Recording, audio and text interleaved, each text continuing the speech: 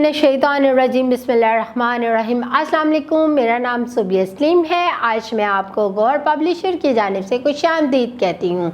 हमारा मोटो है redefining the geography of education through digital resources for conceptual learning. आज हम गौहर निदाए उर्दू जमात सोम सबक नंबर 22 और सफ़ा नंबर 146 खोलेंगे और वहाँ पर मौजूद एक नहायत ही मज़े की नज़्म टोट बटोट ने खीर पकाई पढ़ेंगे। आपको पता है मज़ाहिया नज़्म क्या होती है?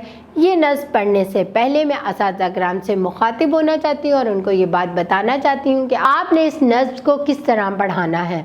सबसे पहले तलबा को बताएं मज़ाहिया नज़्म क्या होती है, नज़्म में मज़ाह क्या क्यों बयान किया जाता है। इसके साथ साथ चंद बच्चों से मज़ाहिया नज़्मों के नाम पूछें और चंद मज़ीद और नज़्में बच्चों को बताएं कि ये तमाम नज़्में मज़ाहिया नज़्में हैं। और इसके साथ साथ बच्चों से कहें कि घर जाकर आपने एक एक मज़ाहिया नज़्म याद करके आनी है और अगले दिन क्लास में आके ज़रूर बतानी है। इससे क्या होता है, आपके अंदर मज़ाह का मिजाज पैदा हो जाता है। इसके साथ साथ आप तलबा को बताएं कि अब बाकी की जो चीज़ें हैं हम देखेंगे टोट बटोट ने इस नज़्म में कैसा मजाक किया है, हम इस मजाक से कैसे लुत्फ़ उठा सकते हैं। अब असातिज़ा किराम मैं आपको बताऊंगी कि आपने इस नज़्म को किस तरह पढ़ाना है। आहंग से नज़्म पढ़कर तलबा से पढ़ाएं, यानी कि आहंग और लय के साथ नज़्म को पढ़ें और तलबा को पढ़ने को कहें। मज़ाहिया शायरी के बारे में बताएं कि इसका मकसद लोगों के होंठों पर मुस्कुराहट बिखेरना होता है, यानी कि मज़ाहिया शायरी पढ़कर आपका दिल खुश हो जाता है और आपके होंठों पे मुस्कुराहट आ जाती है। अदाब गुफ्तगू को शुक्रिया, अफसोस, माफ़ कीजिए वगैरह की रोज़मर्रा ज़िंदगी में इस्तेमाल की मशक़ करवाएँ। जुमलों की ज़मानों, माजी, हाल, मुस्तकबिल के हवाले से तब्दीली की मशक़ करवाएं। इसके साथ साथ आप बच्चों को बताएं इस नज़्म को, इस सबक को पढ़ने के बाद आपको आखिर में उर्दू की कौन कौन सी महारतों पर अबूर हासिल होगी।